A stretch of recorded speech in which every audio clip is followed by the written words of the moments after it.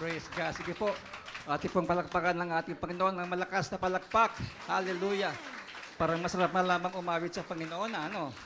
Tunay nga po na yan pong ating gagawin sa langit pagdating po ng araw. Truly, when we are in the presence of God, talagang awitin po ang ating nagiging tugon. Amen po ba?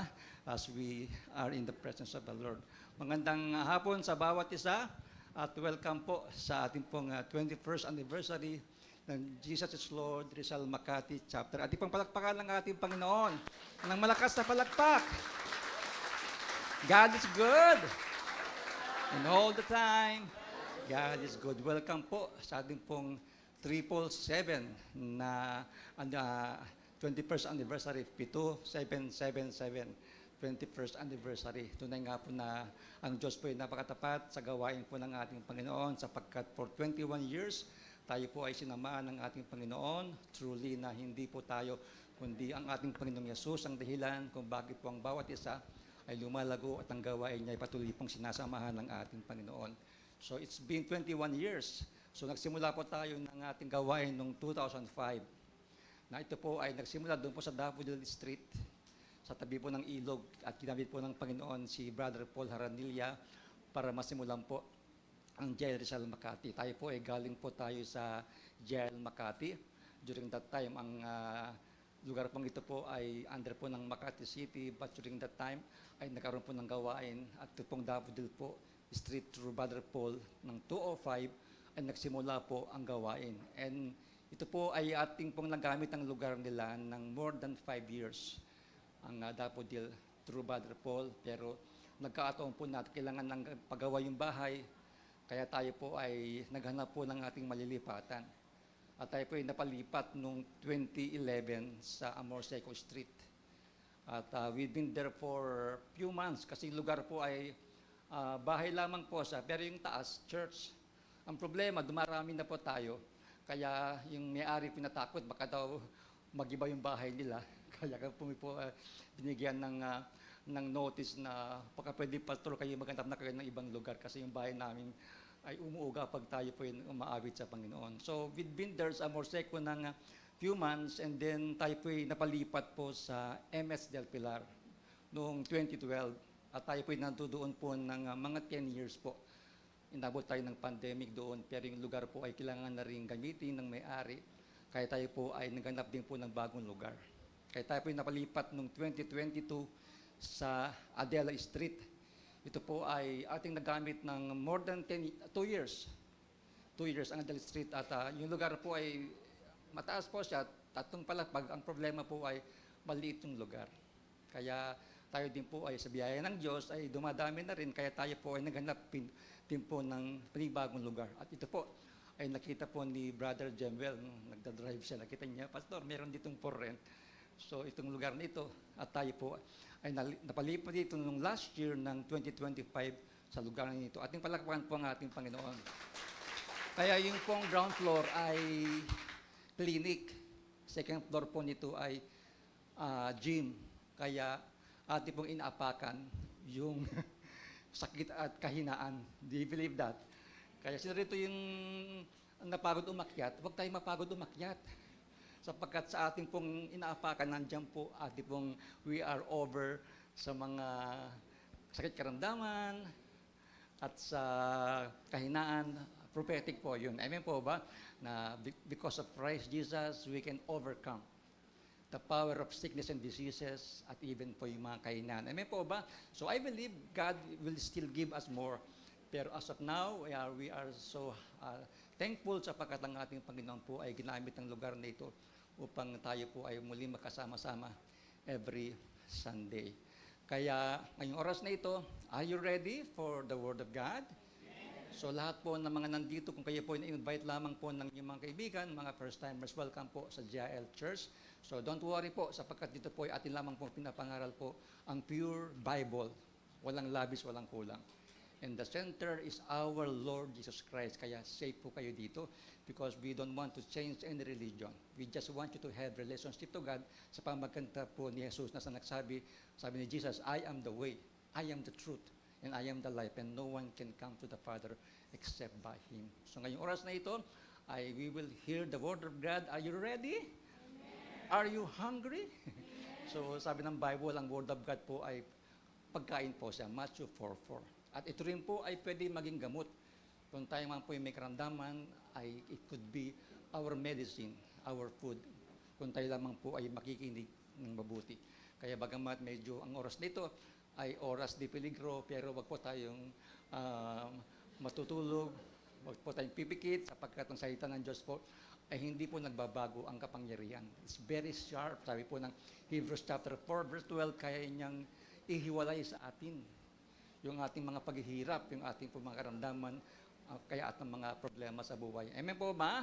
At ngayon po ay we will hear the Word of God sa lingkod ng Diyos na ginamit ng Panginoon. Kaya po itong gawain ito po ay nasimulan. Tayo po ay anak po ng J.L. Makati.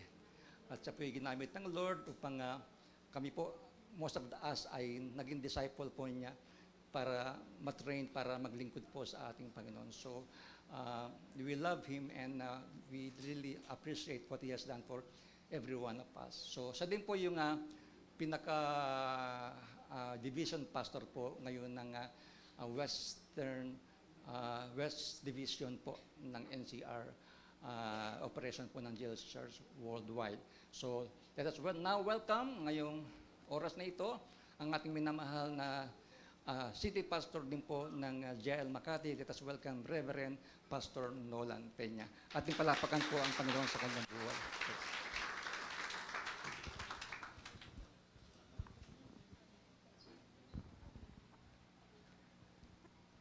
Yun. Salamat, Pastor Perdi. Purihin po ang Panginoon. Nabanggit po ni Pastor Perdi na ito pala ay lugar ng paanakan. No, clinic, paanakan. At gym. Dapat ikapamuhay niyo yun spiritually. Paanakan, dapat lagi itong may pinapanganak na bagong anak ng Panginoon. Di ba? Kaya ibig sabihin, dapat bawat isa ay nagdadala. Dahil may gym dito, dapat din nagpapalakasan kayo sa bawat isa. No? At pag kayo dumadalo every Sunday, lumalakas ang inyong panampalataya, hindi tumatamlay. Amen ba? Palakpakan natin ang ating Panginoon. Sa ngalan po ng pamunuan ng Jesus Lord Church Worldwide ni Brother Eddie, bumabati po tayo ng ika-21st anniversary po ng JIL Rizal. Parang kailan lang, no? 21 years na po pala. Pero pinakita po ng Panginoon ang kanyang katapatan na sa loob po ng 21 taon ay pinakita po ng Diyos ang kanyang katapatan sa bawat isa at sa kanyang ministeryong ipinagkatiwala po sa bawat isa po sa atin.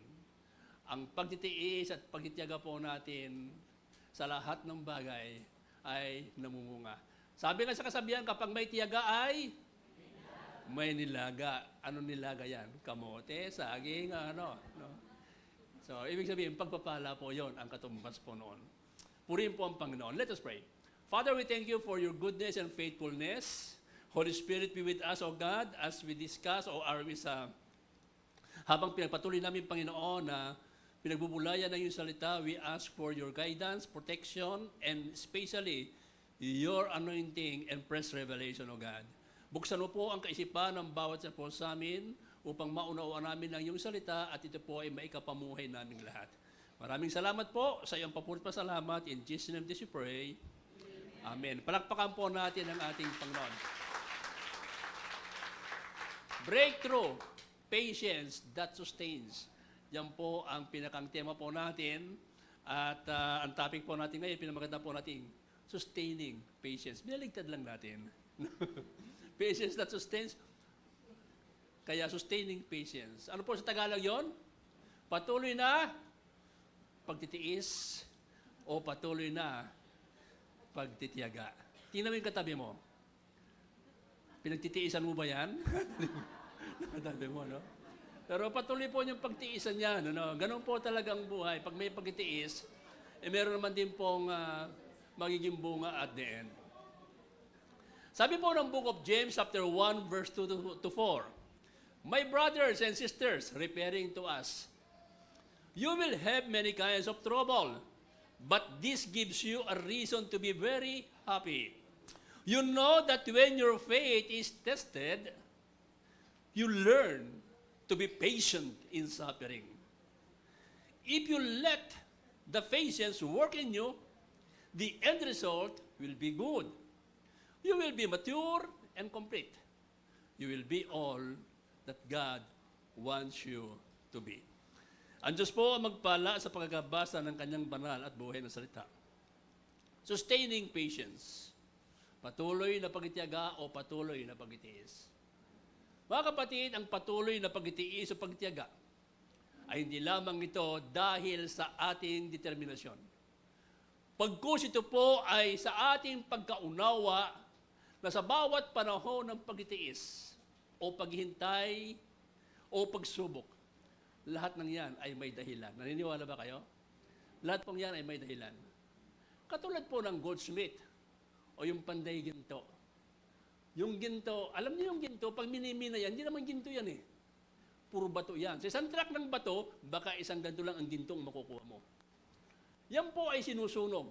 Hindi para sirain ang ginto, kundi para alisin ang mga impurities, alisin ang mga dumi, at lumabas yung tunay na ginto o lumabas ang kinang nito. Sa parehong pamamaraan, ginagamit ng Diyos ang mga pagsubok, ang ating mga pagtitiis sa buhay, upang ikaw, ako, tayong lahat ay hubugin ang ating mga karakter. Patibayin ang ating pananampalataya at tayo ay ihanda sa katuparan ng dakilang layunin o plano ng Panginoon sa buhay ng bawat isa po sa atin. May mga plano ba kayo sa buhay? Lahat naman siguro meron, no? Gayon din naman ang Panginoon. Kung may plano tayo, mas maganda ang plano ng Panginoon sa bawat isa po sa atin. Sabi ng Jeremiah chapter 29 verse 11, "For I know the plans I have for you, plans to prosper you, not to harm you. Plans to give you hope and a better future." Nais ng Diyos magkaroon ng katuparan at hindi masayang ang kanyang mga plano sa buhay po natin. Tayo po yung mga pangarap natin, ayaw nating masayang. Sa mga magulang, may mga pangarap tayo sa ating pamilya, sa ating mga anak, ayaw natin masira at masayang ang ating mga pagod para sa kanila. Maging sa mga estudyante, ayaw natin masayang ang ating mga pagtitiis. Gusto natin balang araw, ito ay magkaroon ng katuparan. Kaya para matupad po yung ating mga pangarap, yung ating mga layunin, nandoon yung pagtitiyaga sa pag-aaral, nandoon yung pagtitiis sa hirap o anumang sakripisyo, matupad lamang natin o makamit lamang natin ang ating mga layunin sa buhay. Ang Panginoon, ginagamit niya ang ating mga pagtitiis. Ano po ba ang mga palatandaan ng patuloy na pagtitiis o marks of sustaining patience? Una, o isa, faith that acts, not just wait. Panampalatayang may kalakip na pagkilos o gawa, hindi lamang naghihintay. Remember, the Bible tells us that faith not accompanied by works is dead. Ang pananampalatayang wala raw kalakip o kasamang gawa, ito po ay baliwala. Ito po ay patay. Makikita po natin yan sa James chapter 2, verse 17. Kaya napakahalaga po, yung pananampalataya natin ay buhay. Merong paggawa o merong pagkilos. In the book of Hebrews chapter 12, verse 1 to 3, ang sabi po ito, "We have all these great people around us as examples. Their lives tell us what faith means. So we too should run to the race that is before us and never quit." So ibig pong sabihin, hindi daw sumusuko. Bagkus nagpapatuloy sa kanyang takbuhin, no? At sabi dito, we should remove from our lives anything that would slow us down and the sin that so often makes us fall. We must never stop looking to Jesus. He is the leader of our faith and He is the one who makes our faith complete.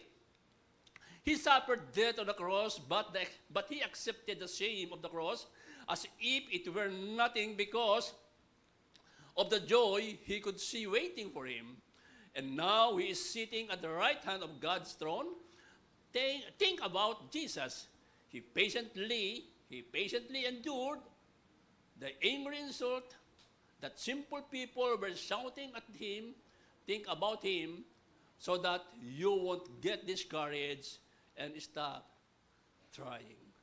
So sinasabi po rito, nagpapatuloy sa pagtakbo, hindi naghihintay lamang. Mga kapatid, hindi po tayo dapat nakahalukip-kip lamang ang kamay po natin at tayo ay naghihintay at walang ginagawa. Bagkos, kinakailangan nandoon yung patuloy ang ating pagtitiwala, patuloy ang ating pananampalataya, patuloy ang ating pananalangin, nandoon yung pagsasabi natin ng katotohanan ng mayroong kahinahunan at iwasan natin ang gumawa ng mga kamalian habang tayo ay naghihintay. Ang pananampalataya, mga kapatid, ay hindi lamang paghintay na may mangyayari. Ito ay ang lakas ng loob na namumuhay tayo na parang totoo na ito ngayon na nangyayari as if na yan ay nariyan na. As the Bible tells us in the book of Hebrews chapter 11 verse 1, faith is the substance of things hoped for and the evidence of things not seen. Another mark, bears all things in love. Lahat ay tinitiis ng mayroong pagmamahal. Sabi ng 1 Corinthians 13, 4-7, love is patient.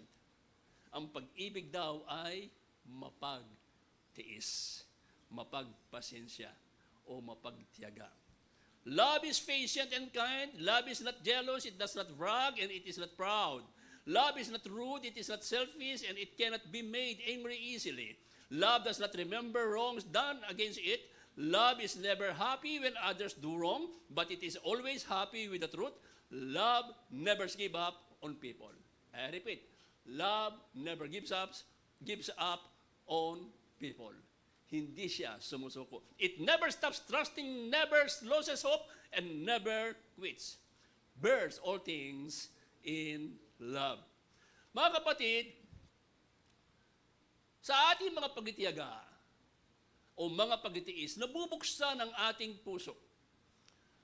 At nagagawa nating tanggapin ang lahat ng bagay dahil sa pag-ibig, no? Na kung saan ang siyang nagbibigay sa ating lakas para hindi sumuko sa buhay. Sabi mo sa katabi mo, huwag kang sumuko.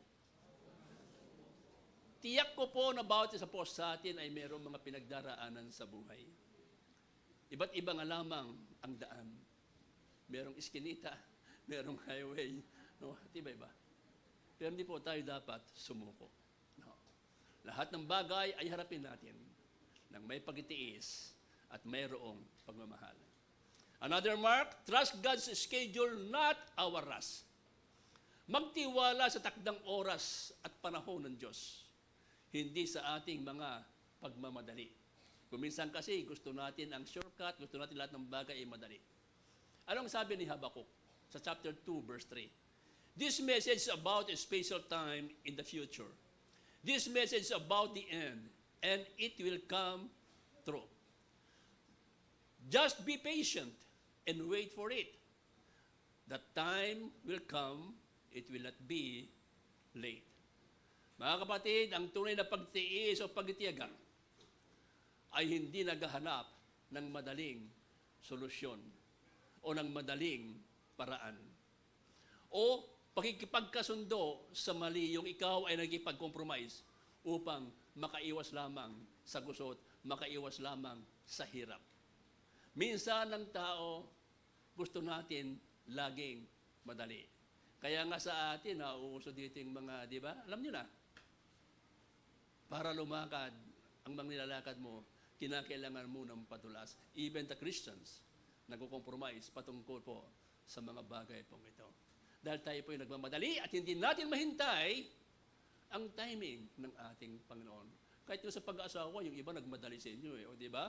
Kaya nga nagsisisi kayo ngayon, di ba? Na dahil nagmadali kayo. Hindi po tayo dapat magmadali.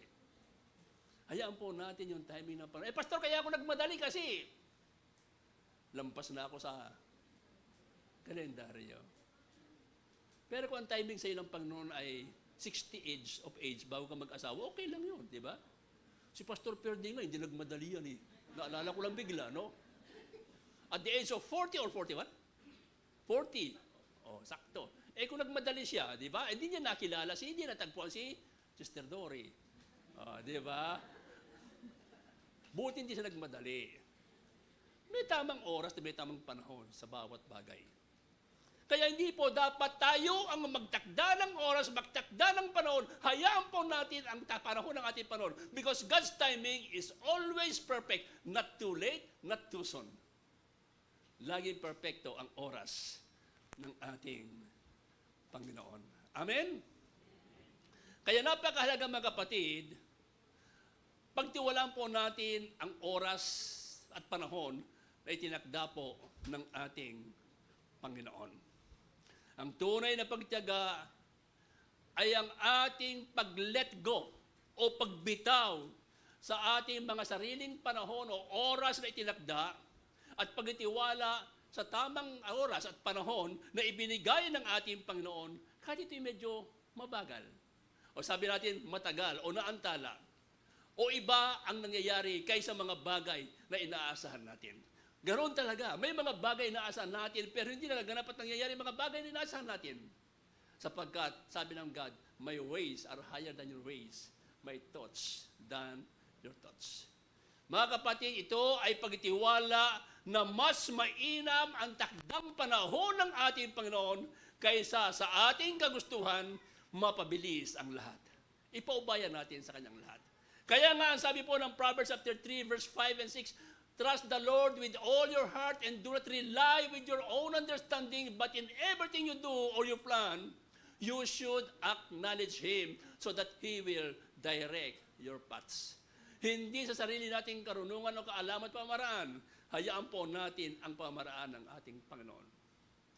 Ang isang magsasaka, pag siya'y nagtanim ng binhi, hindi araw-araw binubungkal niya yung lupa para tingnan kung umuusbong na yung buto na kanyang itinanim. Matyaga siyang naghihintay. At kapag ito'y tumubo na, magtiyaga rin siyang naghihintay kung kailan ito mamumunga. Ganon din po ang bawat isa po sa atin. Dapat matiyaga nating hintayin ang katuparan ng mga dakilang layunin at plano ng Panginoon sa bawat isa po sa atin. At kung tayo po natutuksong magmadali, isipin po natin mga kapatid, ng ating Panginoon ay mas higit ang mga pagdurusa at pagtitiis na kanyang naranasan para lamang matupad ang dakilang plano at layunin at misyon na dapat niyang gampanan dito po sa ibabaw po ng lupa. Kaya kailangan lagi nating ipanalangin sa Panginoon, Lord, bigyan mo po ako ng kalakasan upang mapagtiisan ang lahat ng bagay. Tandaan po natin mga kapatid, God's delay is never denial. I repeat, God's delay is never denial. It is a preparation. Ang mga pagkakaantala ng mga bagay na hinihingin natin sa Panginoon, hindi ibig sabihin ito'y dinidinay ng Panginoon. Ibig sabihin lamang niyan, inihahanda ka lamang ng ating Panginoon. Ipiniprepare lamang tayo ng ating Panginoon. Na para sa pagdating ng araw, hindi masayang ang lahat ng mga bagay na ating pinagpaguran. Lahat naman siguro dito ay nagpe-pray na umunlad ang buhay. Paano kung gusto mo sabi mo, Lord, I want to become a millionaire or billionaire. Anong gusto mo, bagsakan ka ng 10 maleta? Pag dumating yung 10 maleta sa'yo, anong gagawin mo? Handa ka bang ito ay pamahalaan? Baka hindi. Naalala ko po isang kwento. Meron daw pong nanalo ng loto. Hindi ko man sinasabing tatay ko isang loto. Milyon ang kanya pinalunan. But in 3 years time, ubos yung milyon. Hindi lang 1 million, hindi lang 2 million, hindi lang 3 million, hindi lang 5 million ang kanya pinalunan. Pero ubos. Bakit? Hindi siya ready para i-manage ang pagpapalang iyon na kanyang tinanggap o ang perang iyon na kanyang tinanggap. Mga kapatid, kung meron mga pagtitiis at pagtitiyaga at paghihintay na meron po tayo, inihanda lamang tayo ng Panginoon. Ulitin ko po, God's delay is never denial. It is a preparation. Inihahanda ka lamang ng ating Panginoon. Another mark, faith that does not depend on how we feel. Isang pananampalataya na hindi nakadepende sa ating mga nararamdaman. Sapagkat ang nararamdaman po natin ay mandaraya. The Bible tells us our heart is deceitful or our feelings also is deceitful. Malimit po, dinadaya po tayo ng ating pakiramdam. Taas nga rin may mga asawa, taas nga kamay. Ayan, may mga girlfriend, boyfriend. Tatanungin kayo. Sa palagay nyo, hindi kayo nadaya ng damdamin. Nadaya daw. Ano? Meron nga ako isang tanong ngayon. Gusto kong tanongin sa inyo. Kung ibalik ang nakaraan,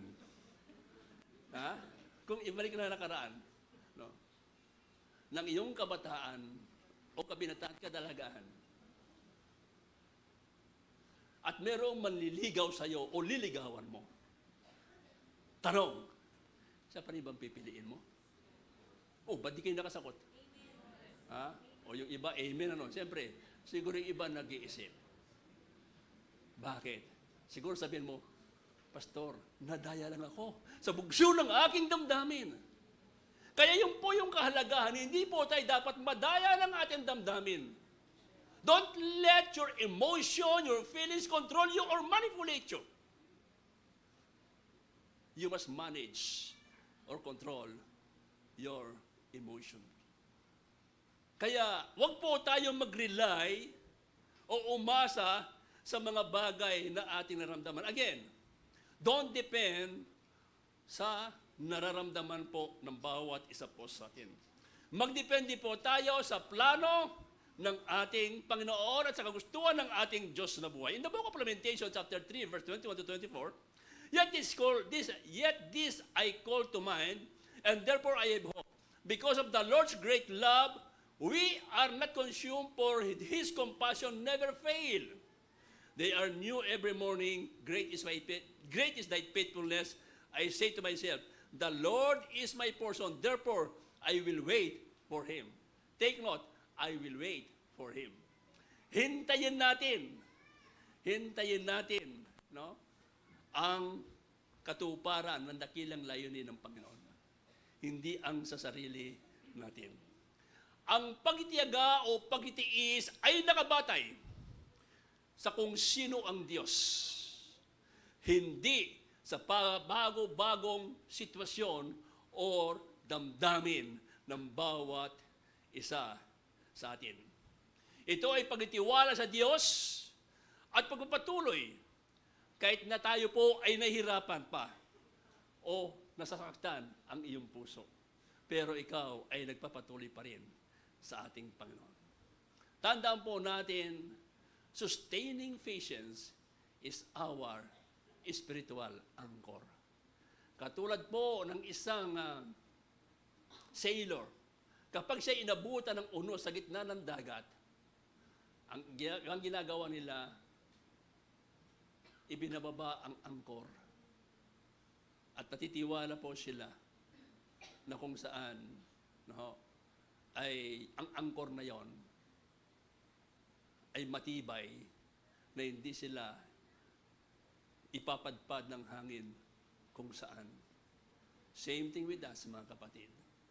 Ang pagtitiyaga po natin ay natiling angkla ng bawat sa po sa atin upang kung saan ay ating kayang harapin ang lahat ng mga pagtitiis o mga pagsubok na dumarating sa buhay po natin.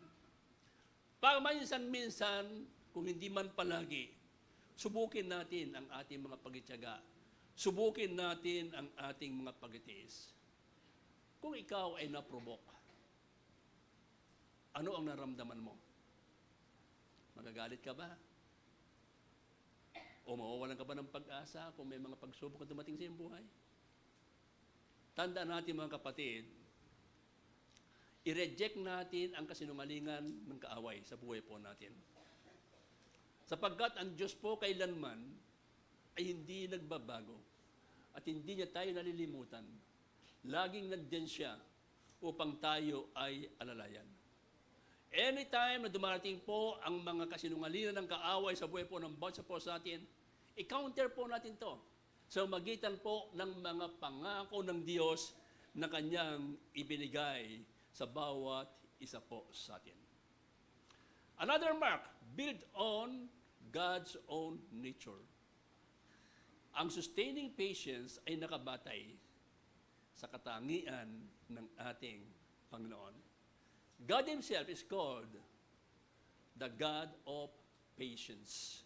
Romans chapter 15 verse 5, all patience and encouragement come from God. Galing sa Diyos. Kaya siya ay God of patience, no? And I pray that God will help us or help you all agree with each other as Christ Jesus wants. Mga kapatid, sa ating mga pagtitiis at pagtitiyaga, nagre-reflect sa atin ang nature ng ating Panginoon. Na kung saan ay, because ang Panginoon ay masabi nga natin, no? Is a God of patience, kaya ang patuloy na pagtiyaga o pagtitiis ay hindi lang galing sa pagsumikap ng isang tao o ng bawat sa po sa atin. Bagkus ito ay nakabatay. Saan nakabatay? Sa Diyos.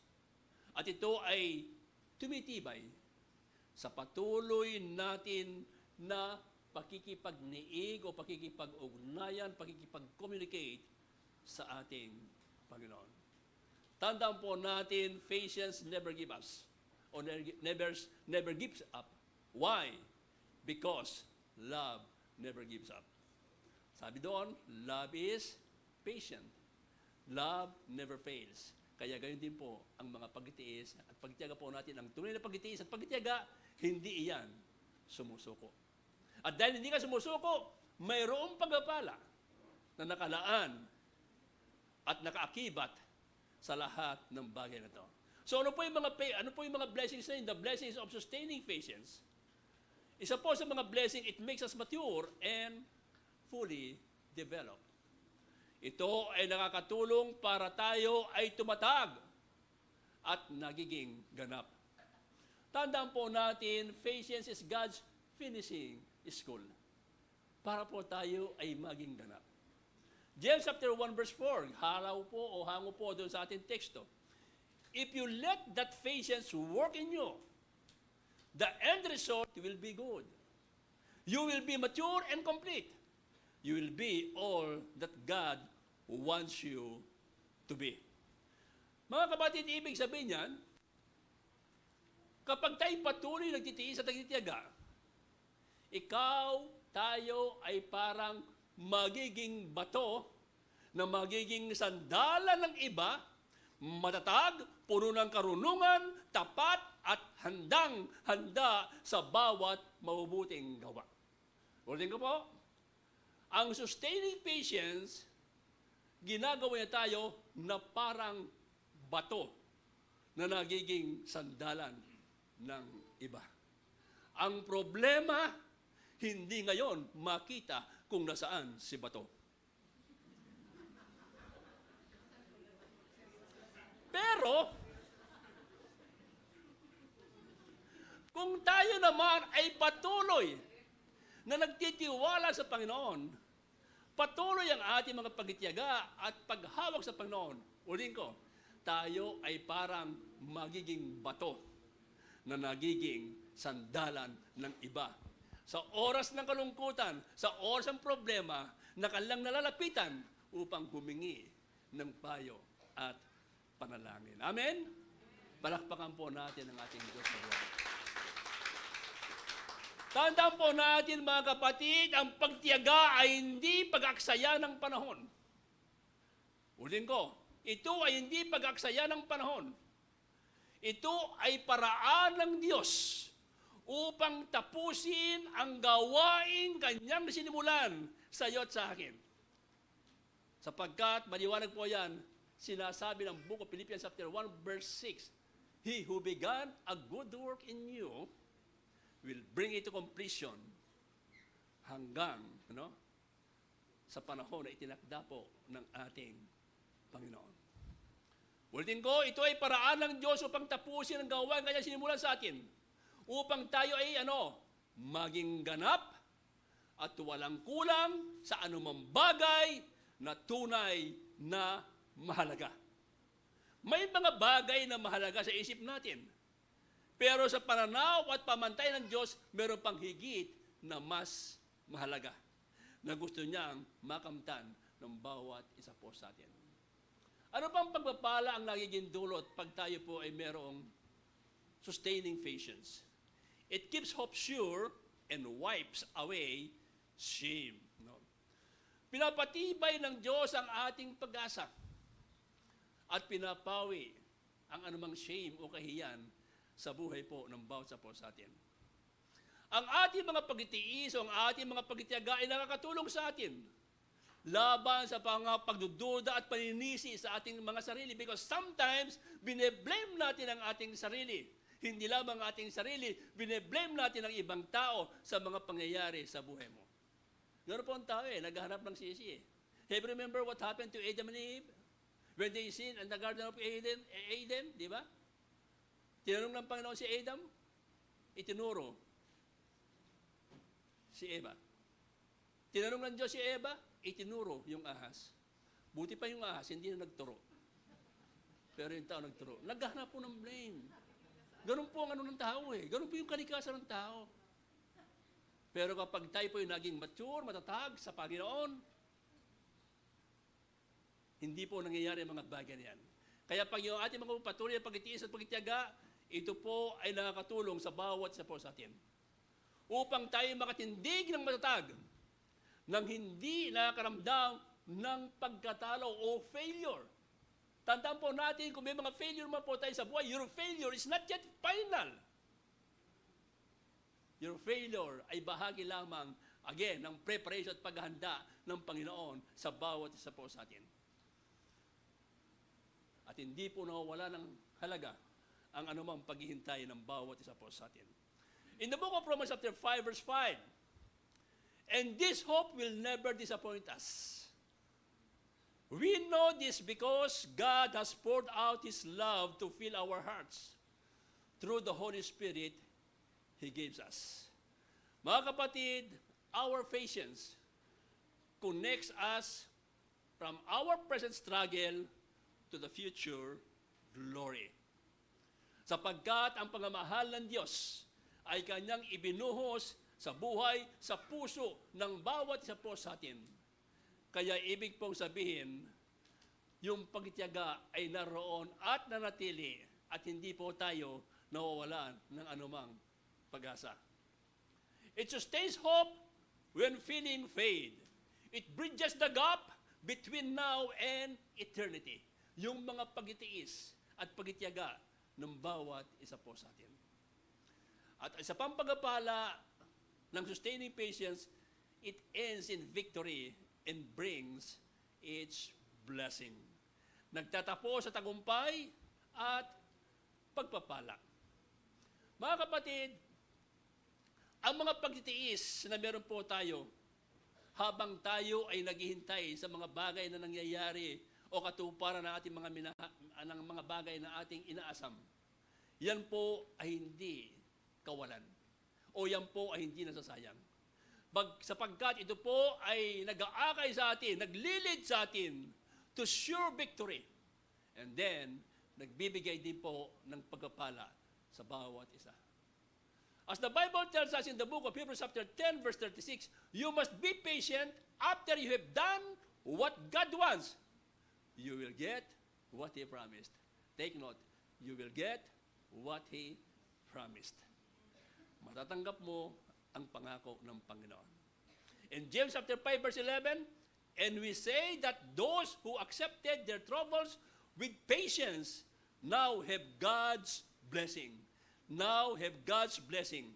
You have heard about Job's patience. You know that after all these troubles, the Lord helped him. This shows that the Lord is full of mercy and is kind. Nabanggit po rito ang pangalan ni Job. You know the story of Job? Si Job po ay, noong kanyang kapanahunan, Kilala po siya sa kanilang lugar. Mayaman, hasindero, ranchero, name it. Kilalang kilala siya, pero siya'y matuwid. Ipinagmalaki siya ng Panginoon kay Satan. Nakita mo ang aking lingkod na si Job? Wala siyang katulad, blameless, without spot. Pero sabi ng Satanas, kaya lang maging matapat yan sa iyo, dahil pinagpapala mo. Gawin mo ang gusto mong gawin, sabi ng Panginoon, huwag mo lamang siya patayin. Huwag mo lang siya saktan, huwag mo lang siya patayin. To cut the long story short, nawala ang lahat sa buhay niyo. Ari-arian, lahat. Pati ang kanyang pamilya, ang kanyang 7 anak, namatay sabay-sabay. Wala siyang nakuha ang suporta sa kanyang asawa. Sinisi pa siya. Pero ang sabi ng Book of Job, hindi sinisi ni Job ang Diyos. Bagkus patuloy siyang nagpuri sa ating Panginoon. Kaya ang sabi ng Bible, Job chapter 1 verse 21, hindi nagkasala si Job. Sapagkat hindi niya sinisi ang Panginoon. May mga taong kapag may mga pagsubok na dumating sa kanila, kinukwestiyon nila ang Panginoon. Minsan may nagtanong, may nakausap ako, sabi, bakit ganun? Parang unfair ang Panginoon.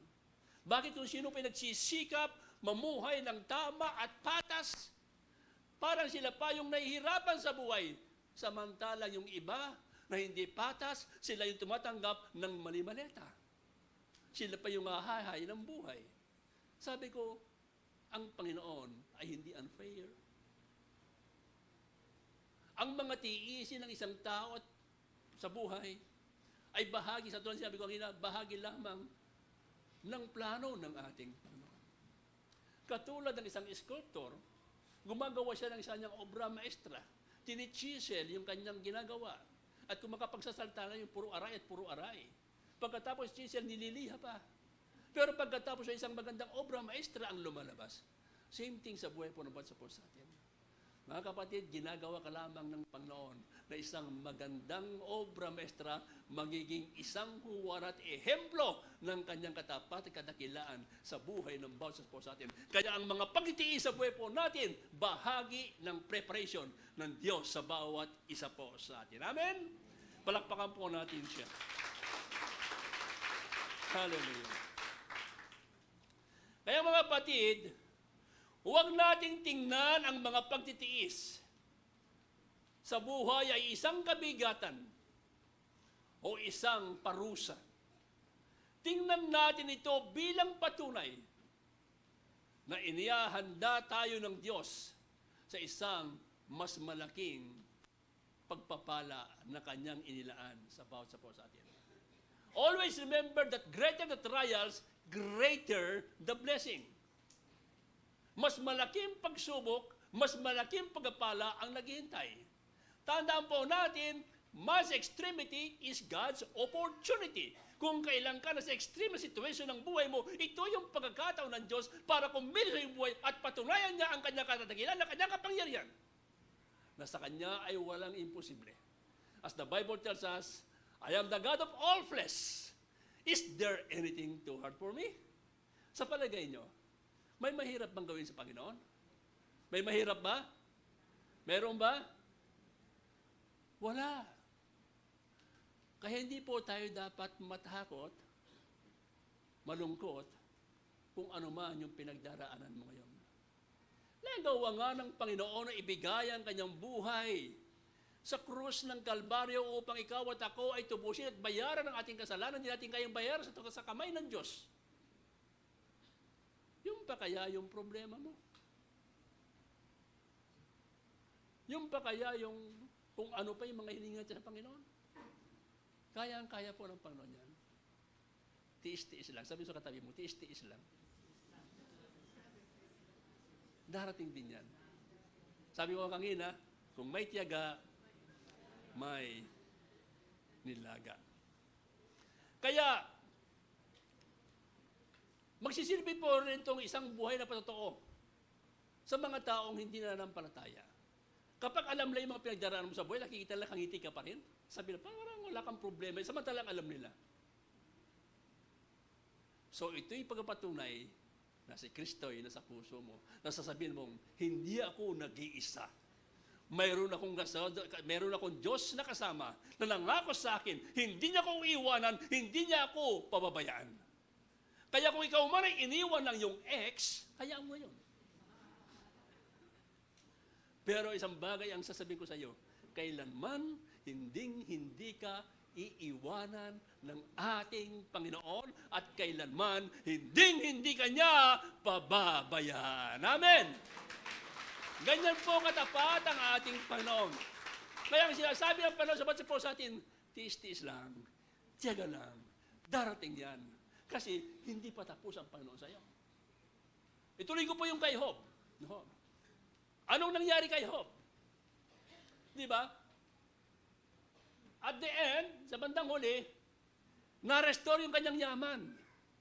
Doble.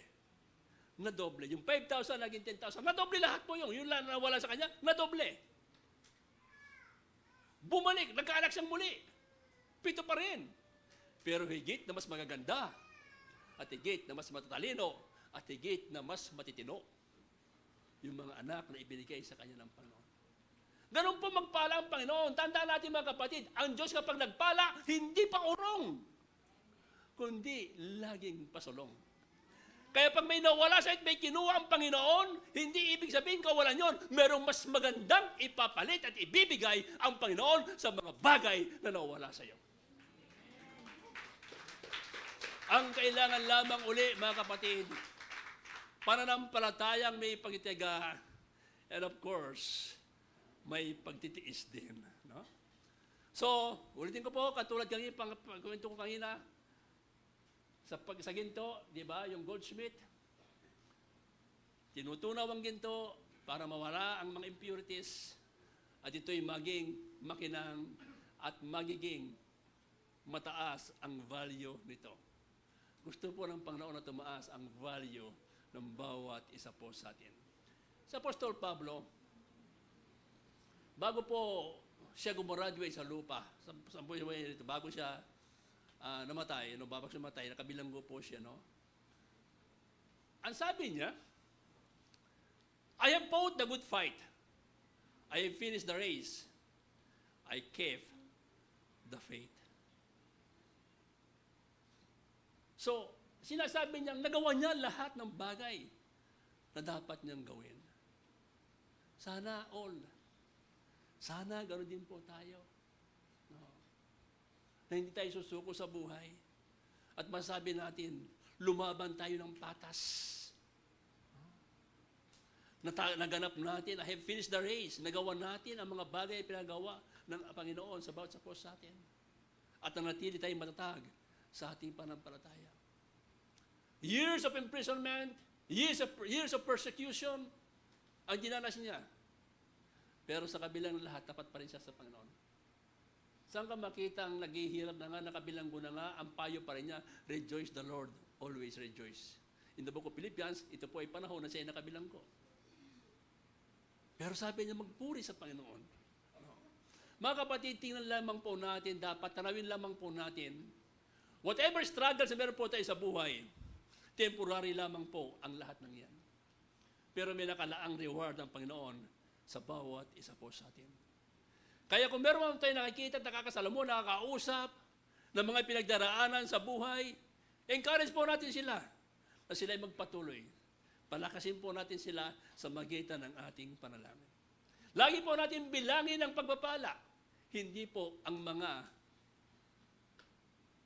problema na nakikita po natin. May mga tao po kasi nakatuon lamang sa mga problem, sa situation, but not counting their blessings. Sa araw-araw po ng buhay po natin, mas higit po marami ang pagpapala. Narito ka, pagpapala ng Panginoon yan. Nakaakyat ka sa hagdan, pagpapala yon. Merong mga iba, hindi na makaakyat Nagising ka, merong ibang mga hindi na nagising. Diba? Nakapag-isip ka ng matino. Yung iba hindi na nakapag-isip ng matino. So, marami po tayo. Kung titignan po natin, kahit po maliit na bagay lamang, tinan po natin, bilangin po natin, higit po na mas marami ang mga biyat pagpapala ng Panginoon sa bawat isa po sa atin. Kaya again mga kapatid, huwag po tayong sumuko. Huwag po nating sukuan ang mga bagay-bagay sa buhay. Sapagkat nandyan ang ating Diyos na handang tumulong sa atin. Ano ang dapat ang dapat gawin po natin habang tayo nabubuhay dito sa mundong ito? Let us develop and maintain lahat po ng mga pagtitiis po natin, yung develop and maintain yung ating pong patience that sustains. No po. But the question is, how? How can we develop and maintain patience that sustains? Ano po yung dapat natin gawin? Let God's Word be our firm foundation. Ang salita ng Diyos dapat ang ating magiging matibay na pundasyon. Upang manatili ang ating pagtitiyaga, panghawakan natin ang salita ng Diyos. Sa halip na tayo ay umasa sa mga bagay na ating nakikita, sa mga bagay na ating naramdaman, at sa mga bagay na tingin natin, ay dapat nating makamtan. Sa Diyos po tayo, sa salita at sa pangako po tayo ng Panginoon, umasa at magtiwala. Ano ang sabi po ng psalmist in the book of Psalms 119 verse 11? I study your teachings very carefully so that I will not sin against you. So yun po yung sikreto. Para hindi po tayo makalabag sa pamantayan, sa gusto ng ating Panginoon, kinakailangan ng kanyang salita at ang kanyang aral katuruan ay lagi po natin pag-aralan at lagi nating gulayin. Ano ang sabi ng payo ng Panginoon kay Joshua, chapter 1, verse 8? Na si Joshua po nung pumalit as leader of Israel, para sila makapasok doon sa promised land, huwag mong kalimutan, basahin ang aklat na i-repent to the Bible. Bulayin mo ito araw at gabi. Sundin ang lahat na nakasulat dito upang ikaw ay magtagumpay at managana. Gayon din po mga kapatid sa bawat sa po sa atin, na dapat po maging pamantayan po natin ang salita po ng Panginoon. Remember what Jesus said, man shall not live by bread alone, bagkus sa bawat salita ng Diyos na namumutawi sa kanyang mga labi. Tayo po ay mayroong body, soul, and spirit. Ang physical body po natin, pinapakain po natin ng natural food, but our soul and spirit, ang kailangan po niyan ay Word of God, is spiritual food. Kaya mga kapatid, napakahalaga po, let God's Word be our firm foundation. Tandaan po natin ang pangako po ng Diyos at ang salita po ng Panginoon, our food for patience. Para po tayo patuloy na makapagtiyaga at magtiis. Po. Another thing that we need to do to maintain sustaining patience, let Jesus be the constant focus of your heart. Si Jesus dapat ang laging sentro ng ating puso. Kinakailangan sa Kanya po tayo nakatuon, sa Kanya po nakafocus ang ating mga mata. Ano ang sabi po ng Hebrews chapter 12 verse 2? We must never stop looking to Jesus. He is the leader of our faith, and He is the Son, and He is the one who makes our faith complete. He suffered death on the cross, but He accepted the shame of the cross as if it were nothing because of the joy He could see waiting for Him, and now He is sitting at the right side of God's throne. Sa buhay po natin sa mundong ito, hindi po natin maiiwasan, marami po mga distractions. Marami pong mga bagay na kumukuha ng ating attention. Pero kinakailangan po, focus lamang tayo sa Panginoon. Katulad ng isang kabayo, nakakita di ba kalesa? May tumatakbo pang kalesa. Wala rito, ano? Pero nakakita na kayo ng kabayong pang kalesa. Di ba yung napapansin, meron siyang gano'n, no? Takip dito, tapahos, para straight ang kanyang tingin. Diretso ang kanyang lakad, at hindi siya didistract kapag may mga dumadaang sasakyan. Same thing with us. Don't be distracted by your circumstances o na mga problems na dumarating sa buhay po natin. Let us always focus our heart and our eyes to Jesus. Because Jesus is both example of His and strength ng buhay po ng bawat isa po sa atin. Another thing, how to develop and maintain patience that sustains, let the Holy Spirit be our daily strength and guide. Hayaan po natin ang Banal na Espiritu ang magiging kalakasan natin at gabay sa bawat araw ng buhay po natin. Hindi po natin kayang i-sustain ang mga pagsubok at mga tiisin po natin sa buhay without the help of the Holy Spirit. Kaya kinakailangan, huwag po tayong mag-rely lamang sa sarili nating lakas. Hayaan po natin, hilingin po natin ang tulong ng ating Panginoon, the Holy Spirit, because we are now under the dispensation of the Holy Spirit, tulungan po niya tayo upang kaya nating batahin ang lahat ng bagay. Amen ba? Kaya pa ba? Kaya pa? Nakapikit na kayo eh. Kaya yan! Sabi mo sa katabi mo, kaya mo yan! Ayan. Yan, isang bagay na pagtitiis yan. Tiisin mo, labanan mo ang iyong antok. Sabi niya, Pastor Perdi kanina, oras di peligro. Example of sustaining patience. Yan. Okay. Another thing. Let the Holy Spirit be our daily strength and guide. Sabi po rito sa book of Jude, chapter 1, verse 20 to 21, but you, dear friends, use your most holy faith to build yourselves up even stronger. Pray with the help of the Holy Spirit. Keep yourselves safe in God's love as you wait for the Lord Jesus Christ in His mercy to give you eternal life. Mga kapatid, pray in the Spirit. Build yourself up in faith. Hilingin po natin na tayo gabayan niya, tulungan niya na malabanan mo ang antok ngayon at malabanan mo pa rin yung lahat ng mga pagsubok sa buhay. Amen? Palakpakan po natin ang Diyos sa buhay. Another thing that we need to develop, keep your heart free from bitterness and your lips free from complaint. Panatilihin natin malaya ang ating mga puso sa mga hinanakit, sa mga sama ng loob, at sa mga labi na laging nagrereklamo. Oh, nagreklamo ka, Pastor, ano ba naman yan? Complaining yun. Pastor, kanino pa ako pinapatamaan na? Oh, nagko-complain ka. Diba? Kaya kinakailangan malaya tayo. Saan namang sa manloob at hinanakit? Sabi mo sa katabi mo, pinapatawad na kita.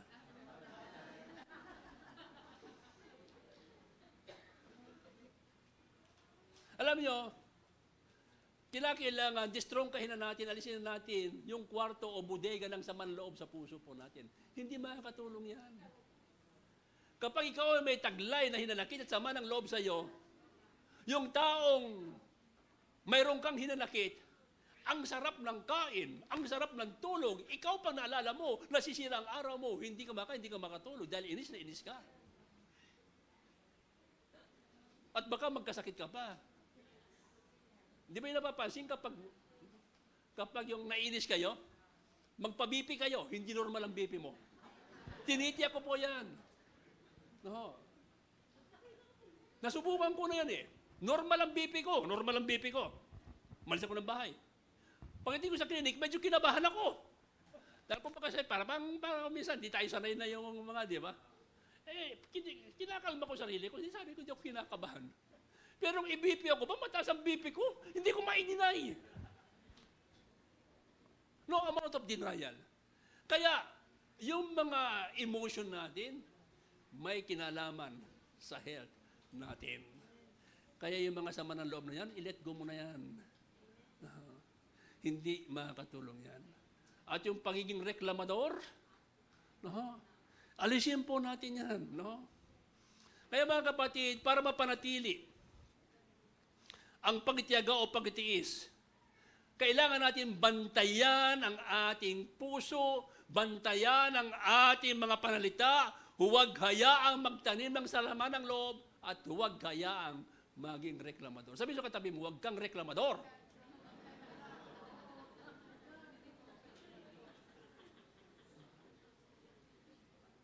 Meron 3 bagay na dapat natin bantayan sa sarili natin.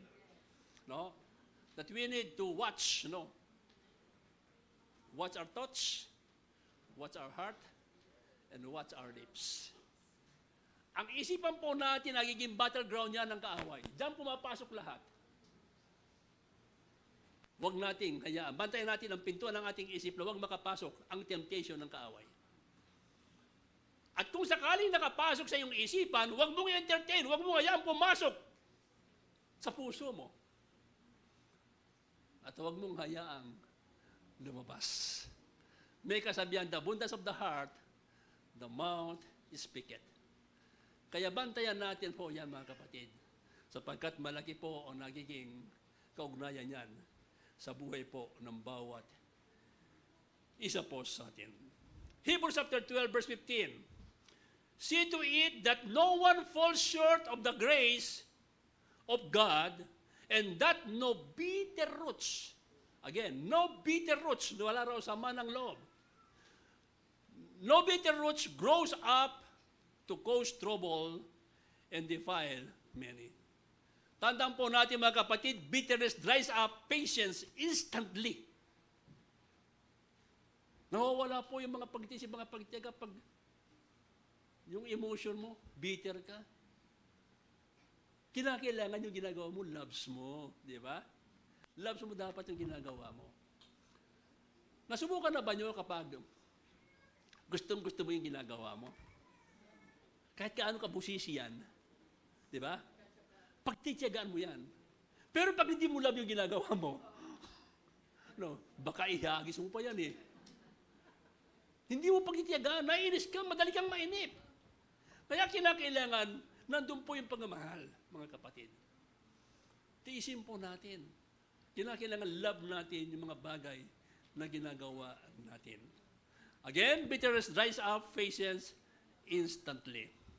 And remember, another thing, how to develop and maintain our patience that sustains, remember His vast faithfulness. Meron mga bagay na kuminsan sumusuko na po tayo.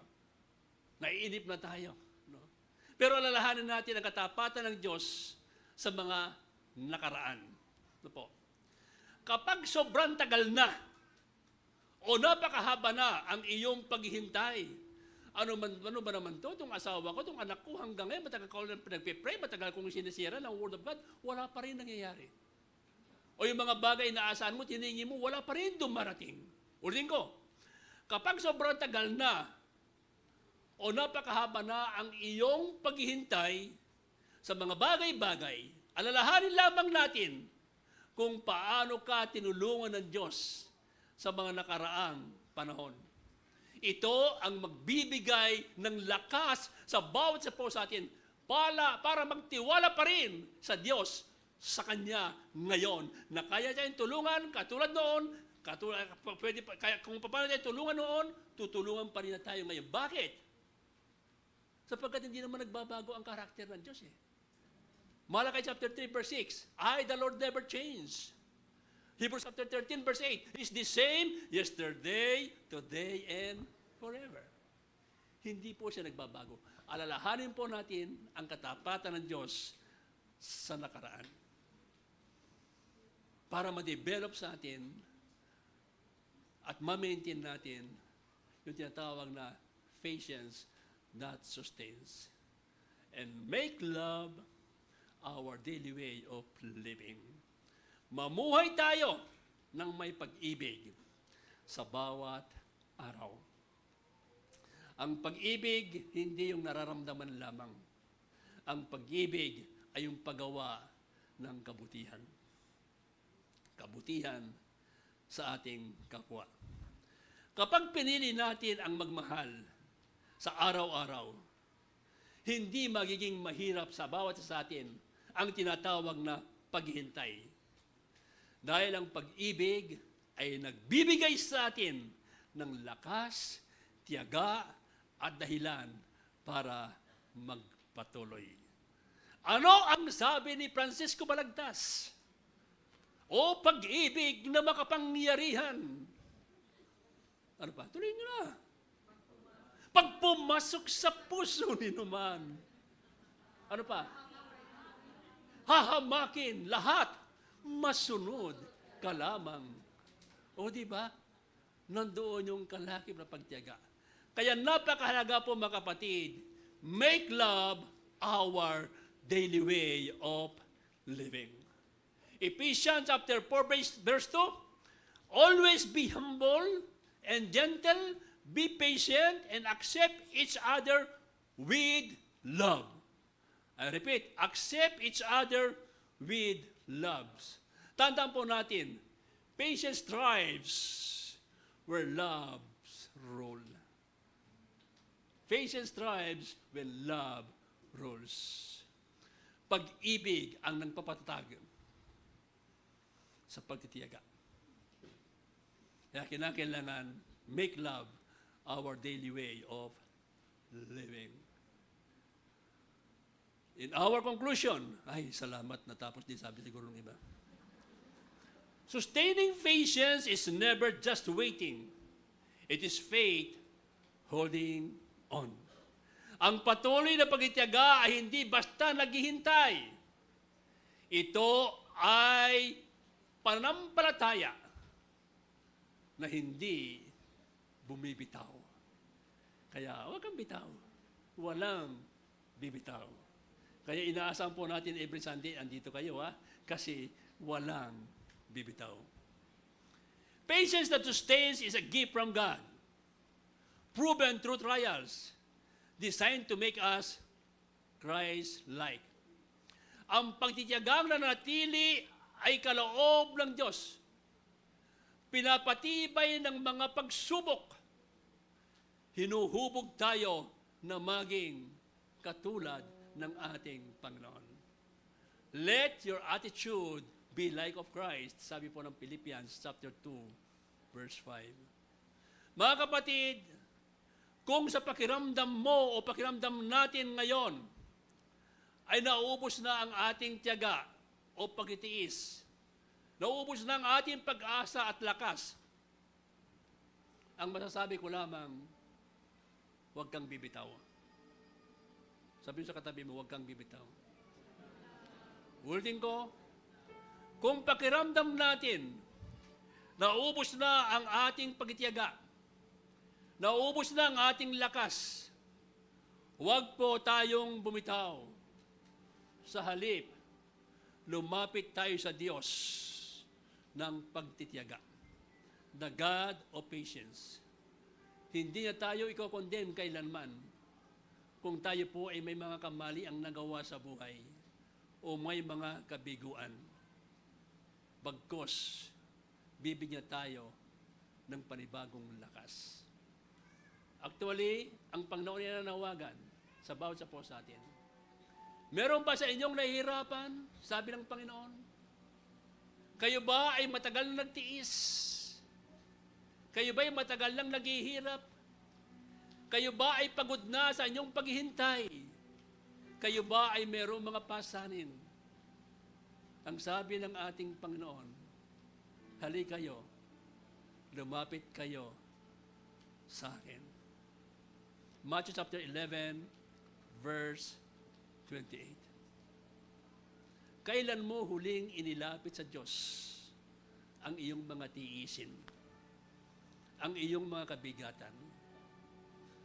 Baka may nilapitan ka isang kaibigan o sino mang tao, pero alalahan natin mga kapatid, may limitasyon ang kakayahan ng tao. Pero ang kapangyarihan at kakayahan ng Diyos ay unlimited. Bakit hindi natin dalhin sa Kanya? Ang Kanyang panawagan, sabi ng Bible, ibigay natin sa Diyos ang lahat ng ating mga tiisin. Ibigay natin sa Kanya lahat ng ating mga kabalisahan. Sapagkat kung mayroon man tunay nagmamalasakit sa atin, walang iba kundi ang ating Diyos lamang. Matagal nang hinihintay ng Panginoon ang ating tunay na paglapit sa Kanya. May mga pagkakataon lumalapit tayo sa Kanya, ibinibigay natin sa Kanya ang ating mga tiisin. Pero hindi naman natin binibitawan. Hawak pa rin natin ang kabilang dulo. Bakit hindi natin lubos ang bitawan sa pangkamay ng Panginoon matapos natin itong ibigay? At ilagak natin sa Kanya ang ating ganap na pagtitiwala. Mga kapatid, mahal ka ng ating Panginoon. At ang pagmamahal sa atin ng Panginoon ay gayon na lamang. Hindi lamang kalutasan ng ating mga tiisin ang nais ibigay ng Diyos. Nais din ibigay ng Panginoon ang kagalingan ng ating mga kaluluwa. Sapagkat lahat ng tao ay napawalay sa Diyos dahil sa ating mga kasalanan. Ikaw, ako, tayo ang dahilan kung bakit si Jesus na Diyos ay nagkatawang tao upang bayar at tubusin ang lahat ng ating mga kasalanan na hindi natin kayang bayar at tubusin sa kamay ng Diyos. Marahil ang iba po sa atin ay nahihiyang dumulog sa Panginoon dahil sa dami ng iyong mga kamaliang nagawa o kasalang nagawa sa Panginoon. Pero mga kapatid, hindi ka dapat mahiya. The more na tayo ay dapat lumapit sa ating Panginoon. Kung iniisip natin na marami tayong kasalanang nagawa at sinasabi natin, kaya akong patawarin ng Panginoon, kapatid kaibigan, kayang-kaya kang patawarin ng Panginoon. Walang kasalanang hindi kaya patawarin ng Panginoon, maliban lamang sa ayaw aminin at ayaw pagsisihan. Ang sabi ng Book of Isaiah chapter 1 verse 18, ang sabi ng Panginoon, halika kayo, lumapit kayo sa akin at tayo mag-uusap. Gaano bang karami ang iyong nagawang mga pagkakamit, kasalanan sa buhay, handa kong patawarin ang lahat ng yan at kaya kitang linisin. At kung ikukumpisal natin sa panahon ng ating mga kasalanan, handa niya tayong patawarin sa lahat ng ating mga pagkakasala at tayo linisin sa lahat ng ating mga kalikuan. Mga kapatid, tandaan po natin, maiksi lamang ang buhay. Huwag nating sayangin. Tsakin po natin na habang tayo nabubuhay sa mundong ito, ang Panginoon ay naghahari sa buhay po natin. At matanggap natin ang kanyang kapatawaran, matanggap natin ang kanyang kaligtasan na ibinigay po sa bawat sa po sa atin. Yes, ni isa sa atin hindi kayang bayaran, tubusin ang ating kasalanan sa kamay ng Diyos. Ni isang kasalanan natin hindi natin kayang bayaran. Tanging si Jesus lamang po ang pwedeng tumubos at bumait sa ating mga kasalanan. Sapagkat siya po ang nagsabi, siya lamang ang daan ng katotohanan at ang buhay. Walang makaparoon sa Ama kung hindi sa kanyang pamamagitan. At walang ibang pangalan sa silong langit ibinigay ng Diyos upang tayo maligtas maliban sa pangalan ni Jesus. At walang ibang tagapamagitan sa Diyos at sa tao maliban kay Jesus, sapagkat taglay niya ang katangian bilang isang Diyos at taglay niya ang katangian bilang isang tao. Sa ginawang sakripisyo ni Jesus sa krus ng Kalbaryo, ang kapatawaran ay ibinigay niya sa atin. Ang katiyakan ng kaligtasan ay kanya nang ibinigay sa atin. Nagawa na ng Diyos ang kanyang bahagi. Nandyan na ang libreng kapatawaran at kaligtasan sa bawat sa po sa atin. Lahat po tayo nangangailangan ng kaligtasan sapagkat lahat po tayo nagkamali at nagkasala. Romans chapter 3 verse 9, lahat ng tao na sa ilalim ng kasalanan. Verse 10, walang matuwid, wala kahit isa. Verse 23, lahat tayo nagkasala at wala nakaabot sa pamantayan ng ating panahon. Tinimbang ka, ngunit kulang. Sinuot ka, ngunit kapos. At ang kabayaran ng ating kasalanan ay kamatayan. That means separation. But ang regalo ng Diyos ay buhay na walang hanggan. Nais ng Panginoon nang maging bunga ng ating mga pagtitiis ay makamtan natin ang buhay na walang hanggan. Pero kinakailangan meron tayong gawin. Ulitin ko, nagawa na ng Diyos ang kanyang bahagi. Natubusin ang ating kasalanan at igawad at ibigay sa atin ng libre ang katiyakan ng ating kaligtasan. Pero meron tayong bahagi. Anong bahagi natin? Isuko ang ating buhay sa Panginoon. Ihingi ng tawad ang lahat ng ating mga kamalian at pagsisihan.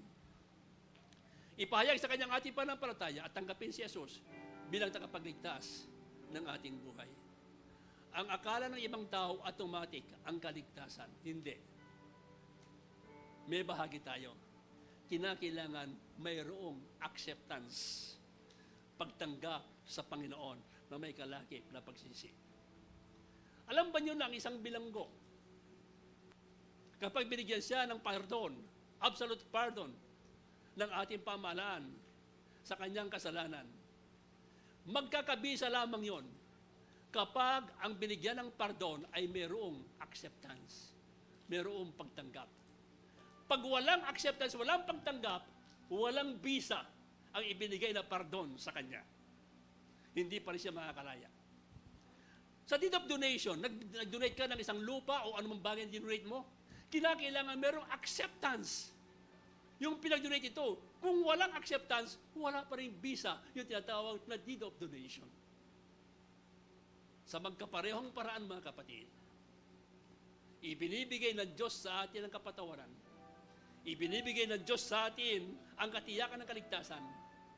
Pero ang part natin, kinakailangan mayroon tayong acceptance. Pagtanggap sa ginawa ni Jesus sa krus ng Kalbaryo, pagtitiwala at pananampalataya sa Kanya, at paghingi ng tawad.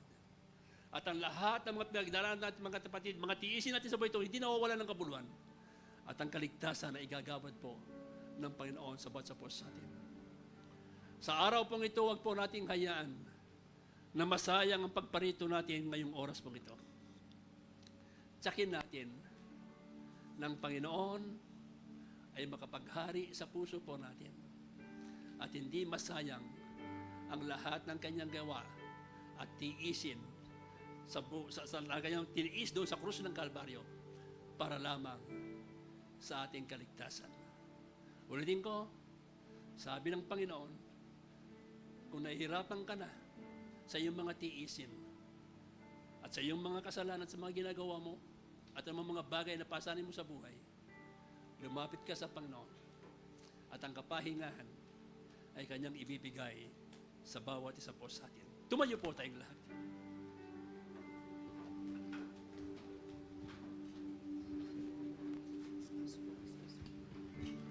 Hallelujah.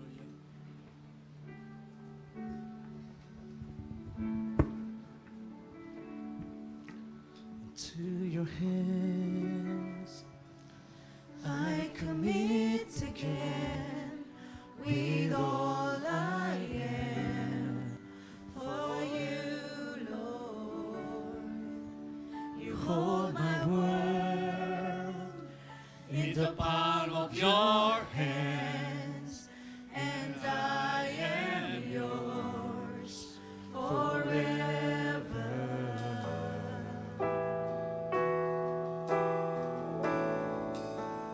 Jesus, I believe in you. Jesus, I belong to you. You're the reason that I live, the reason that I sing with all I am.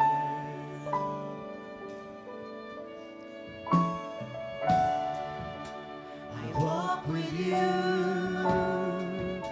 wherever you go, through tears and joy. I trust in you, and I will live in all of your ways, your promises forever.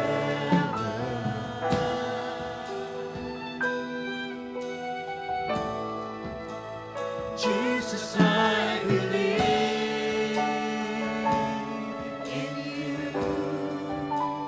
Jesus, I belong to you. You're the reason that I live, the reason that I sing. Jesus, I believe in you. Jesus, I belong to you. You're the reason that I live, the reason that I sing with all I am. Hallelujah. Panginoon, maraming salamat po. Sapagkat hindi mo kami hinahayaang mag-isa sa anumang tiisin namin sa buhay. So anumang mga pagsubok. Nariyan ka lagi na handang tumulong sa bawat sapos sa amin. At nananawagan kung kami nahihirapan at nabibigatan na sa aming mga tiisin. Dalhin namin ito sa iyo upang ang kapahingahan ay aming makamtan. Alam po namin, Panginoon, na kapag kami lumapit sa iyo, hindi mo kami bibiguin. Sapagkat ikaw po ang nagsabi, hindi bingi ang iyong tenga upang hindi marinig ang aming mga panalangin. At hindi rin meksi ang iyong kamay upang hindi mo maibigay ang tugon sa aming mga kahilingan. Pangako mo, tumawag lang kami sa iyo at ikaw ay sasagot. At ibibigay mo, ipapakita mo ang mga bawang mga kamanghamanghang bagay na hindi kayang unawain ng aming kaisipan. Subalit, mayroon ka rin sinabi sa Isaiah 59 verse 2, na dahil sa aming mga kasalanan, kaya mo itinatago ang iyong mukha. At ito rin ang dahilan kung bakit hindi mo pinapakinggan ang isang panalangin. Sa paglapit po namin ngayong oras pong ito sa iyo, Panginoon, gusto po namin matiyak na walang hadlang sa aming kahilingan at malaya mong ibigay ang iyong sagot sa aming panawagan. Kaya sa oras pong ito'y buong puso kaming dumudulog sa iyo, lumalapit upang handog ipagkatiwala lahat-lahat sa aming buhay at ikaw lamang ang patuloy na maghari sa buo naming pagkatao. Kapatid, kaibigan, sa oras pong ito, upang walang hadlang at tiyak natin na walang hadlang sa ating pagdulog sa Panginoon, tiyakin po natin ang ating buhay na katalaga sa Panginoon. Marahil tinanggap mo na ang ating Panginoon before as Lord and Savior, pero hindi natin may kakaila. Sa bawat araw na nagawa tayo ng mga kamalian, we may rededicate our lives to Him. At kung sa unang pagkakataon ay ngayon ka lamang nakadako sa lugar na ito at hindi mo pa naisusuko ang buhay mo sa Panginoon, you need to make a decision to surrender everything to Him. Siya lamang po ang tunay makakatulong. Anumang kalagayan, meron po tayo. Samahan po niyo ko sa isang panalangin upang italaga ang ating buhay sa Panginoon. Kalakip ang paghingi ng tawad at pagpapahayag ng ating panampalataya. Pagtanggap kay Jesus as Lord and Savior ng ating buhay. Habang nakataas ang ating kanang kamay, habang tayo nakayukot, nakapikit ang ating mga mata, sumud po tayo ng buong puso sa panalangin ito. Dakilang Diyos na makapangyarihan sa lahat. Sa pangalan ng bugtong mong anak na si Jesus, at sa gabay na yung banal na Espiritu, buong puso kong ipinagkakatiwala sa iyo ang aking buhay. Inaamin ko lahat ng aking mga kamalian, kasalanan, sa isip, salita at sa gawa, sinadya man o hindi. Patawarin mo po ako. Pinagsisisihan ko ang lahat ng ito. Panginoong Jesus, nananalig ako na ikaw ay Diyos na nagkatawang tao.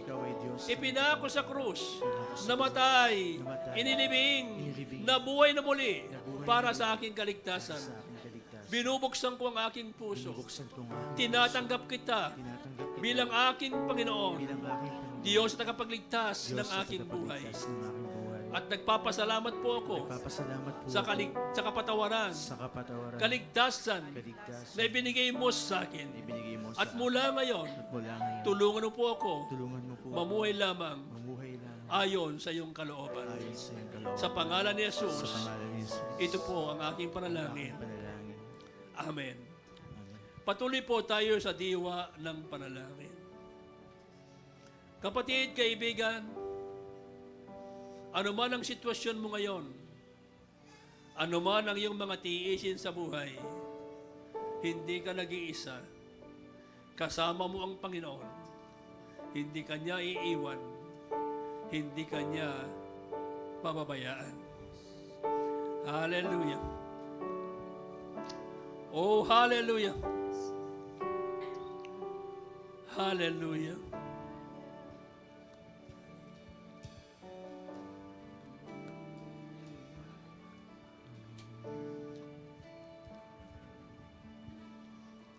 Jesus, I believe in you. Kapatid, magtiwala tayo sa Panginoon. Jesus, I belong to you. Sa kanyang kapangyarihan, You're the reason that sa kanyang kakayahan, the reason upang ikaw ay tulungan Jesus, I believe sa anumang kalagayan na meron ka. in you. Tandaan mo, ang iyong mga tiisin sa ngayon ay pangsamantala lamang. Hindi ibig sabihin, tinalikuran ka at nakalimutan ka ng Panginoon. Pinapatibay ka lamang ng Panginoon. Pinapatatag ang iyong pananampalataya. Hinuhubog ang iyong karakter. At inihahanda ka niya sa mas malaking pagpapalang darating at sa katuparan ng kanyang mga dakilang layunin at plano sa iyong buhay. Magtiwala ka lamang sa Kanya ng lubos at ganap. Hallelujah!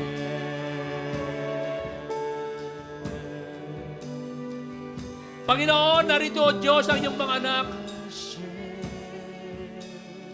Nakikita mo ang kanilang kalagayan. Ang hiling ko po, O Diyos,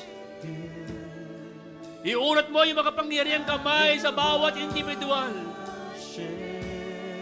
At abutin mo po ang bawat isa, anuman ang aming kalagayan. Sa aming mga tiisin, sa aming mga pagsubok, kami po, Panginoon, ay samahan mo at bigyan ng lakas upang ito'y aming mapagtagumpayan. Naalala namin, Panginoon, yung pangako na hindi mo hayaan na kami dumaras ng pagsubok na higit sa aming kakayanan. At kapag ito'y dumating, bibigyan mo kami ng lakas upang ito'y aming mapagtagumpayan. Lord, sa mga anak mong matagal lang nagtitiis sa kanilang karamdaman, sa kanilang katawan, marami rin silang nagastos. Hirap na ang kanilang katawan sa pagpapagamot. Walang imposible sa iyo. Ang pangako mo sa mga latay ni Jesus, kami ay iyong pinagaling. Lord, stretch forth your miraculous hands toward your people right now. Those who are sick, O God, let your divine healing be upon them. My brothers and sisters right now, believe in your heart that God is touching you right now. In the name of Jesus. Yes, inutusan namin ang sakit karamdaman na ulumalis sa katawan ng bawat siya ngayon din sa pangalan ni Jesus. And I speak forth healing right now upon your body. Receive your healing. Be healed, be healed, be healed, be healed, be healed. In the name of Jesus. Salamat po, Panginoon. Batid namin hindi ka nagbabago kahapon may magpakailanman. Kung paano ka nagpagaling noon, patuloy ka pa rin magpapagaling. Sa bawat isang merong relational problem between their spouse, their children, their parents, their relatives, or neighborhood. Lord, I pray na magkaroon ng pag-aayos, magkaroon ng reconciliation, mabalik ang dating magandang samahan. Kaya niling ko po, Panginoon, matutong humingi ng tawad ang nagkasala at magpatawad ang pinagkasalahan. Matutong, Panginoon, ang bawat sa tumanggap ng mga kamalian at pahalagahan, O Diyos, ang maayos na relasyon. Let there be, Father God, a genuine reconciliation sa mga anak mong mayroong relational problem. At ang may mga usapin sa husgado, Lord, I pray, let justice prevail in favor of your children, Father God. naganap nagtitiwala sa iyo. Because nothing is impossible to you, Lord. And those who are, Father God, experiencing right now financial difficulties, Lord, I pray, let them experience financial breakthrough. Remove, oh God, the spirit of poverty, financial difficulties in their family, in their finances right now. And I pray to open the windows of heaven and pour out so much blessings, Father God, upon your people, upon their finances right now, and let them, Father God, enjoy, experience, Father God, blessings that adds no sorrow and cause them, Father God, also to become a blessing to others. Maraming salamat po, Panginoon. We believe right now, Father God, sinagot mo ang aming mga panalangin. Salamat po, Panginoon, sapagkat ang aming mga tiisin, ang aming mga pagtitiyaga ay hindi nawala ng kabuluhan. Sapagkat sa oras pong ito, God, ang iyong mga anak ay iyong kinatagpo. Patuloy mo rin po, Panginoon, pagpalain ang gawain mo sa lugar pong ito. Sa pangunguna ni Pastor Ferdy, ni Sister Dory, ng mga CMT, ng mga leaders, ng mga workers. Lord, make them always united, Father God. At patuloy, Panginoon, nagampanan ng may katapatan. Lahat ng responsibilidad na pinagkatiwala mo sa kanila, O God. Kalaki pang pagkitiwala ng lahat ng kalapagapagal, kailanman ay hindi nasasayang o nawawala ng kabuluhan. Bless the work of their hands, Father God. Always protect Pastor Ferdy and his family, together, Father God, with the leaders, workers, and even the congregation of this church, Father God. Maranasan nawa nila, Panginoon, lagi ang kalakasan na nagmumula sa iyo. Sustain them always, Father God, sa lahat ng bagay. Maraming salamat po, Panginoon. Continue, Father God, to release your blessings. Release your anointing, Father God, upon this church, upon the leadership, Father God, of JIL, Barangay Rizalogan. At yun din, Panginoon, ang blessing mo sa buong congregation. And we are declaring that Jesus is Lord over this place. This place belongs only to Jesus!